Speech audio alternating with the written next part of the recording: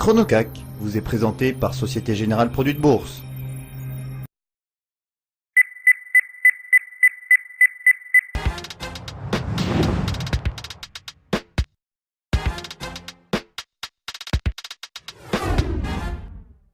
Il est 9 h, c'est l'heure du Chronocac. On va parler d'une stratégie adoptée sur le CAC 40. Alors Laurent Albi, vous êtes toujours avec nous, responsable des Traders Live. Le CAC 40, hier séance baissière, moins 0,62%. Aujourd'hui, quelle pourrait être la stratégie à adopter ? Alors effectivement, on a eu hier une séance un petit peu contrastée entre les États-Unis et l'Europe, puisque, comme vous le soulignez, le DAX, l'Eurostoxx et le CAC ont fait du surplace, alors que le S&P, lui, est monté toute la journée. Depuis le premier quart d'heure de cotation hier à Wall Street, le S&P et les autres indices américains ont fortement progressé et on a donc un indice directeur aux États-Unis qui a pris 1,62%. Alors c'est rare d'avoir effectivement une progression aussi nette aux États-Unis et une stagnation en Europe. Ceci dit, alors on a des indices européens qui sous-performent. Ceci dit, on est quand même haussier sur le CAC parce qu'il y a une dynamique qui est enclenchée et même si on est encore dans un trading range, on favorise plutôt le biais haussier.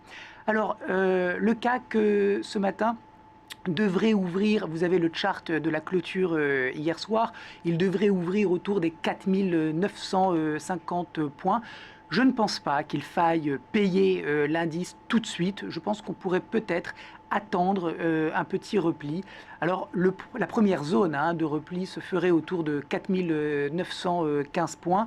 On pourrait commencer à bâtir une position longue sur ce niveau avec un stop sous 4875.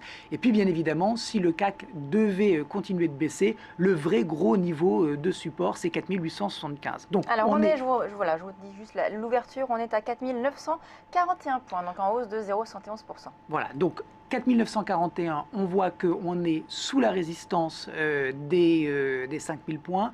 Je pense qu'on peut encore attendre un petit peu. Ce n'est pas la peine de se précipiter tout de suite pour acheter. Comme je vous le disais, 4915 points ou la zone des 4915 points me paraît intéressant pour peut-être commencer à construire une position longue, pourquoi pas une demi-taille, et puis si on retourne un petit peu plus bas vers les 4875, on rajoutera près de notre stop, et puis de toutes les façons, on vise les 4950 dans un premier temps pour le reste de la journée.